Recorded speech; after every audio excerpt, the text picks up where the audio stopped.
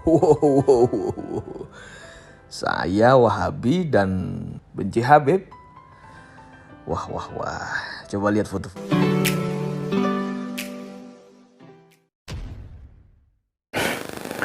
Assalamualaikum warahmatullahi wabarakatuh. Jumpa lagi dengan saya di channel Gagasan Progresif 9, sahabat sebangsa dan setanah di mana saja Anda berada. Kali ini ada video dari Syed Zulfikar Basaiban kembali ya mengejutkan.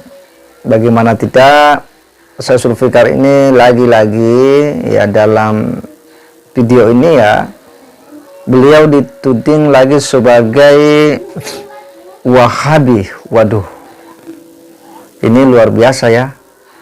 Syed Zulfikar yang sehari-harinya itu aktif dan dekat dengan pengurus-pengurus NU ya, dengan kiai-kiai NU, dia dituding lagi Wahabi. Tentu kita bertanya, kok bisa ya Syed Zulfikar sampai disebut seperti itu? Apa Syed Zulfikar pernah ya sama-sama dengan ulama-ulama Wahabi atau seperti apa? Atau ini hanyalah upaya-upaya dari segelintir orang yang kemudian hendak menjatuhkan ya Syed Zulfikar ya, supaya kemudian umat menjauh dari dirinya, khususnya umat-umat NU ya. Kenapa? Karena memang Syed Zulfikar ini cukup kritis ya. Sejak isu nasab habaib ini viral ya, dia juga begitu sangat intens memberikan edukasi-edukasi, sajian-sajian terkait dengan polemik nasab habaib ini. Bahkan tak tanggung-tanggung Syed Zulfikar banyak membongkar sejumlah fakta-fakta, data-data yang itu sedikit membuat kepanasan bagi kalangan habaib ya. Dengan sejumlah data-data yang dia perlihatkan ya, memang membuat ketar-ketir kalangan ba'lawi ya. Dan memang Syed Zulfikar dalam berbagai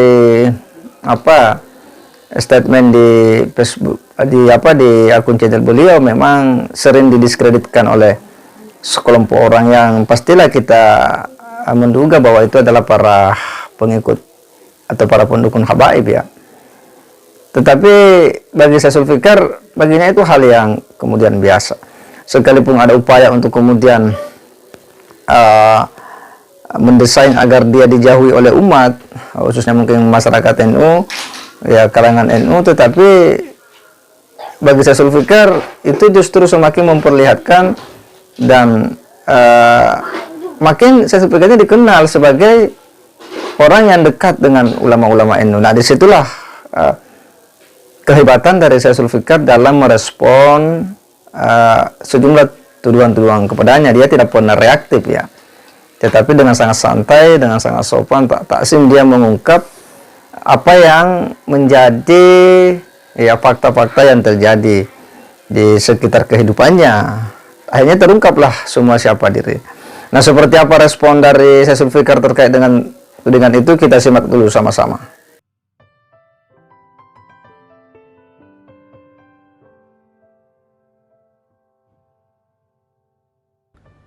Wow.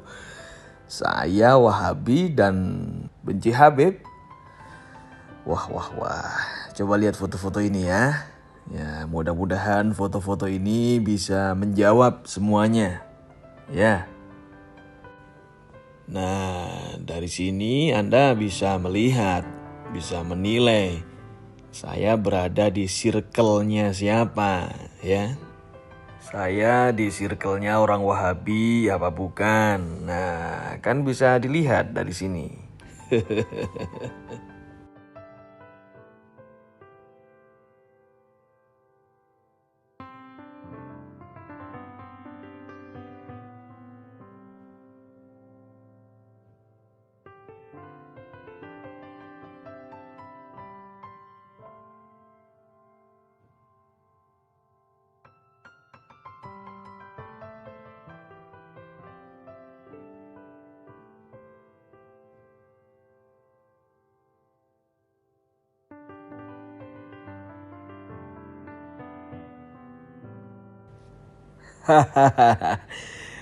Masa saya PKI? Jangan gitu ah. Tapi omongan Anda ini membuat saya jadi kepo. Saya penasaran. PKI itu kan komunis. Nah, saya penasaran. Saya googling akhirnya. Saya cari komunis itu apa? Dari mana asalnya? Dan saya kaget. Loh, lah kok gini ternyata? Ya sudahlah, teman-teman sendiri aja lah yang menyimpulkan.